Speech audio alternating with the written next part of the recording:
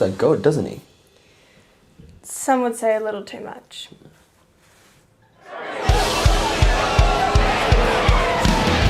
Jacob, wow, it's great to see you. Why are you here? Paying my grandpa's tab. Apparently he was an alcoholic, which is probably why he's dead right now. Let me bestow upon you the secrets of womankind, passed down from generation to generation. It does sound fun. As long as nobody gets pregnant, it's fine.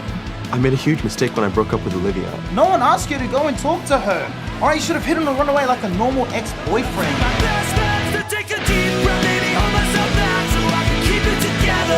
I'm totally okay. Absolutely no soul-crushing regrets that keep me up at night. What even is a soul-crushing regret, right? I don't know, because I never had one. I've really been hurting this last month, and you've used tonight as an excuse to try and get with some guy. I would have given you one, or even two if you want to make that, Chinese finger trap thing What happen. is wrong with you? Because if you love someone, you gotta tell them. And I know that people hurt each other in this crazy mixed up world, but you just gotta decide who's worth hurting for.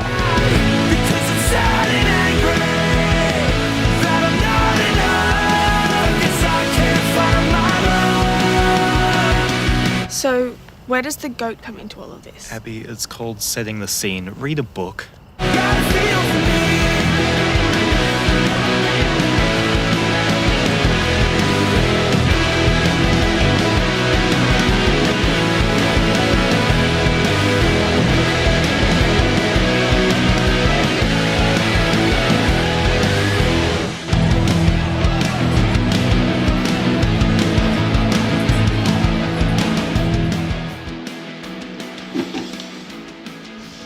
Jacob. Sky.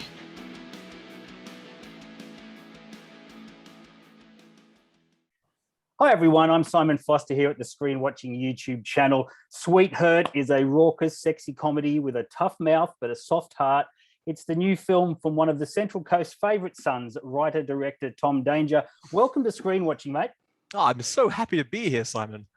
Let's start off with a little SWEETHURT 101. What can audiences expect story-wise from this bawdy little romp? Oh boy, oh boy. Okay, so basically when I was growing up, I loved all kinds of films. My heart has always kind of been with horror films. That was always kind of my thing. But I've always also had a soft spot for the films of Kevin Smith and movies like American Pie and Can't Hardly Wait. Movies that really showed what it was like to be a teenager, or at least, an adult pretending to be a teenager, and, represented that time of your life where you make mistakes, but, those mistakes end up being some of the best things that happened to you in your entire life. And I had never felt like Australia really had movies like that. America has, movies like what I just mentioned, American Pie and Can't Hardly Wait and Eurotrip, things like that. And the UK has things like The In-Betweeners and a bunch of other things, but Australia doesn't really have that. And I always wondered why. I didn't really feel like the Australian experience was really being represented in TV or films. Cut to me being a young man, and I'd already made my first movie, which was a horror flick. My writing partner Logan and I thought, man, it would be really cool to make a movie like those movies, and we could cast, people who we know are really fucking charming and really funny, and make a comedy, because I'm a really funny guy, Simon. I love comedy. People tell me all the time. And I just always wanted to make a comedy. And my brother, who was also a filmmaker, when he just got out of high school, he went to Sydney Film School. He made a comedy called Sick, which was extremely low budget. And one of his heroes was Robert Rodriguez, who made El Mariachi for pennies on the dollar. Oh, yeah. And, I've always subscribed to the notion that if you want to make a film, you just kind of have to go and do it. Like no one was ever going to give me money to do it. I just had to go do it.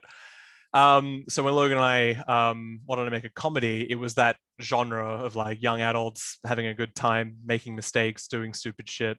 That was kind of at the forefront of our minds, and SWEETHURT is what happened. Well, so I'm of a certain vintage, you can probably tell. So I recognize the references to the films of my teenage years, like The Breakfast Club, and my 20s, like American Pie, as you say. I didn't sense too much bunny ears millennial irony in there. I think you really liked those films. What about them still engages and inspires young storytellers like yourselves? What's special about that teen period? Now, I don't want to say it's purely nostalgia because I'm sure it's more than that, but I will say there is a heavy element of nostalgia associated with those kind of films. And it's not just the films themselves. When you watch those kind of films, which were made around the late 90s, early 2000s, they have a certain atmosphere and they have a certain aesthetic and there's a certain sense of humor to them. And even like the soundtrack is like very of the moment. And they have bands like Blink-182 and Third Eye Blind, and you can watch those movies and it kind of, at least for me, it transports me back to that period of my life. And even though at that point I was only like 10, like I was quite young when those movies were coming out, but to me they still kind of represented everything I liked about being a kid and like being with my friends all the time. And you know, when I look at them now, it still retains that for me. It still has that element of escapism because, you know, it's a movie about a bunch of friends having a really good time and getting into a bunch of shenanigans. But it also does have a sense of sincerity and genuineness that I'm sure a lot of movies coming out today that are about the same subject matter still have, but I don't know what it is about them, but there's just something about them that's just very sincere. And a lot of people my age look back on those movies as just kind of the high point of teen cinema and young adult cinema. And it's never really lost that for me. What's the deal with you and Logan Webster? He co-wrote and co-stars in SWEETHURT. You've worked with him on your previous film. How would you define that working dynamic? How Logan and I describe each other to like other people, we're like, hey, this is Logan. He's my hetero life mate. He'll say the same about me. We have a very Jay and Silent Bob thing going on where you're always kind of, you know, touching at the elbows. But no, he's one of my absolute best friends in the world, and our origin story is just hilarious and sentimental because we both did drama classes in year 6. Went to different schools, but we met at these drama classes. And then, you know, the high school happens and you stop going to drama classes and 10 years go by and he and I meet at a job interview for Toys R Us, and we don't even realize that we knew each other a decade prior, and we became friends again. And it was only weeks later we realized that we knew each other a decade before. It's very sweet. It's very sweet. It is very sweet. How does that translate on set? How do you complement each other's talents? Well, you know, I would say that we just have a very innate sense of camaraderie, and we'll often butt heads about a whole bunch of things. Like 50% of the time we'll agree wholeheartedly whether we like love a film, but the other half of the time we'll argue about why the other person is wrong. Yeah. And that's always fun. So when it comes to being on set or even writing, we will often come up with like a line or a story element or whatever and just laugh about it and think it's great, and then it goes in the script. Or we'll butt heads about it and argue for our own ideas, and then maybe we'll bring in like a third person to kind of be a tiebreaker. And then on set, you know, for the most part on SWEETHURT, you know, he was in the film for quite a bit of it, so a lot of the time he just had to focus on acting, and I was, you know, directing. But, you know, in all other ways, he was also a producer, and we'd collaborate and talk about like everything that needed to go into every shot and every scene. But then I would override him because I'm the director and what I say goes. Or Shane, our DOP, would override us because he's smarter than we are and he knows what he's doing much more than we do. Yes, I know Shane very well. He can be quite the imposing figure when he needs to be. It's just because he looks like a scarecrow. That's probably why. But he scares the hell out of me. I'm more than happy to listen to Shane on almost every matter because he brings with him a wealth of experience.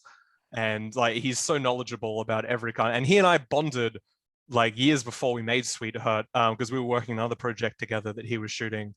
And, you know, we just talked about horror flicks all day, and that's how our relationship started. So when it came to I wanted an actual director of photography to make SWEETHURT, because my first movie, I shot it. Like, that's how cheap I was being. I was like, I'll do it. I can do it. Give us the name. We've mentioned it a few times. Give us the name. Oh, that's true. My first film was called Lead Me Astray, and I shot it while I was in university, and it came out in 2015. I'm very proud of it, despite how bare bones it is. But, you know, that was an instance of me being like, you know, I'll write, direct, edit, DOP, do all the things. So for SWEETHURT, I thought I'd take a step back and just write, direct, and edit, and leave director of photography to someone else who is much more knowledgeable about the art than I am. Let's serious question. I'm going to play the devil's advocate a little bit here. Please. Now, whether satirizing it or leaning into it, a very central element of films like American Pie and Road Trip and Euro Trip is, quote unquote, the male gaze, sort of those leery, she's so hot kind of scenes that made Phoebe Cates and Shannon Elizabeth famous. How do you make that ingredient palatable in 2021? I think, at least with Sweetheart, okay, so we have two central stories that are going throughout the film. And the first story is following protagonist Jacob with his two best friends and his sister. They're going on a road trip to a small beachside town. And a lot of the movie is framed through their perspective.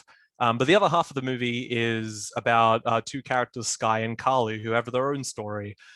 And I think when it comes to the male gaze, or at least the elements of these kind of movies that lend themselves very well to a certain point of view and a certain perspective, we kind of sidestep that by having 50% of the entire film pretty much exclusively from the female perspective. Sky and Carly go on their own adventure and have their own shenanigans, and we see everything through their eyes and see how they're feeling and how they deal with certain situations and happenstances. And, you know, that was fun to us because, you know, when Logan and I were writing, we didn't necessarily try to do one or the other. We just wanted to write a story that we thought was good and funny and engaging. And Sky and Carly were a very natural part of that. A lot of the time we'll joke around that like Sky and Carly are just female versions of Logan and myself because, you know, they talk dirty and they make jokes and they say stuff that the guys in the movie probably wouldn't say. But that's fun, you know, like girls can be just as vulgar as guys can a lot of the time. And being able to explore that, especially with a character like Carly, who's quite promiscuous and she doesn't really make any apologies about who she is. It was very fun for us. And throughout the writing process, and after we finished like draft 1 and then draft 2, we kind of reached out for feedback from a lot of the females in our lives who happen to be actresses or writers or whatever, to kind of get their perspective and get their opinion. And, you know, not to, you know, toot my own trumpet, but universally, everyone we asked for feedback from tended to think that we did quite well in that regard. Because, you know, we just wanted to treat Sky and Carly like people, not specifically like we're writing females. It's like we're writing characters, we're writing people, and we can put a bit of ourselves into them, and we know this person and maybe there's an element of her that we can put into these characters, and in the same way you would write any character really. And when it came to Jacob and Mike and Drew, who are our, you know, primary male characters, I don't know, there aren't too many elements of the movie that are kind of contingent upon their sex drive or their like gazing or lusting over female characters. They have their own things going on. Like Jacob is, you know, he's all up in Olivia's business. Like he's been in love with her for years, and that's his story. He isn't about gazing at anyone else because the crux of the story is that he cannot get over his ex-girlfriend. So why would he really leer at anyone else? Mike is the life of the party, and there are a few elements of him. You know, he'll stare longingly at a particular character, but those elements, whilst they have been viewed a little more critically in recent times, they're also an integral part of the human experience. And I think everyone, no matter who you are, you have seen a stranger across a bar and thought, oh my God, they are beautiful. I would love to talk to them. And I don't think there's really anything wrong with exploring that kind of thing on film. Sure. Good answer. I think a few random questions based upon my first viewing of the film. Please. Number one, is Billy Zane really a thing with you kids? I can't believe you even know who he is. Look, Billy Zane, one of the greatest actors of his generation. And I'll say it right now, I will die on that hill. He's the best part of Titanic. The Phantom, super underrated movie, man. What a great film. I cannot believe it's been mostly forgotten or pushed to the side when it comes to other superhero or action adventure movies. Wow. All right. Okay, fine. All right, we'll go. I don't know if it's just me, but that was a thing where, you know, when Logan and I wrote that entire bit, it's very funny. That was laugh out loud funny. That bit on the phone where he's at the bar and they're at the party. Yep. I thought that was very funny. We thought, look, there's probably going to be in any given cinema, maybe like 2 people who will appreciate this joke, but they will really appreciate the fact that we did this. All right, next up, the old showbiz saying, never work with animals. Ralphie the goat, professional or prima donna? Ralphie the goat was probably a better actor than most of the humans on this film. That's very true. I'm not going to argue with that. No, look, Ralphie came from a petting zoo, so he was very used to being handled and very used to being around like crowds. No, he was a dream. They say don't work with animals. Anyone who says that is a coward, and I will say that to their face.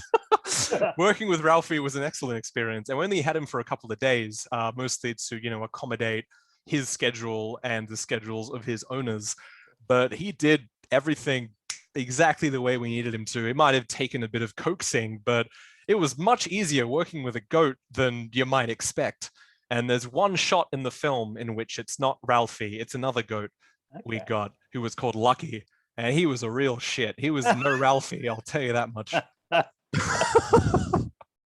And finally, yellow Gatorade and vodka. That's made up for the movie, right? That's not a drink.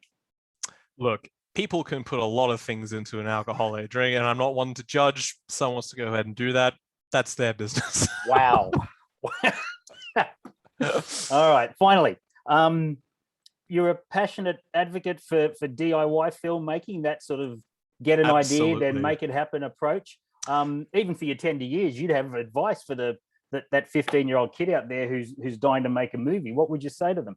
Well, look, I would say your main port of call should be Robert Rodriguez's book, Rebel Without a Crew, that essentially chronicles his making El Mariachi for essentially no money whatsoever, and how he prepped for the film, how he raised money for the film, how he shot the film. And there are little bits of advice that are in that book that I've carried with me for essentially my entire filmmaking life, because there are rules that you can follow that make your life easier and the lives of everyone around you easier.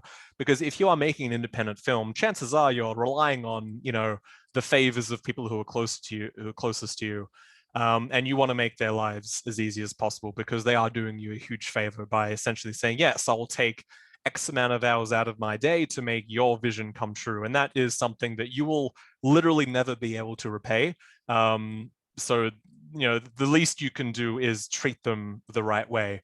After you've read Rebel Without a Crew, I would suggest watching a lot of the films that have been made with that kind of attitude, whether it be El Mariachi or Slacker or Clerks. A lot of those filmmakers did what they wanted to do, and in doing so, they broke a lot of the rules that had kind of been established in the film world, and by doing so, essentially opened up the doorway for a lot of people like me who, otherwise would not have made a film. A lot of people think you need to be given permission, or you need to have like a certain amount of money to make a film. If you don't have money, or if you don't have this or that, don't let that stop you, because even if you make something that isn't the most polished film in the world, or even if it looks a bit shit, honestly, as all our films do at the very beginning, that's fine, because that's just one step in many on your journey to become a filmmaker. And every single filmmaker on earth has had that experience where they make something for literally no money with just friends in their backyard. And those are the seeds that eventually sprout into a successful filmmaking career. I hope, at least. Wow. Whether they'll sprout a little further for me.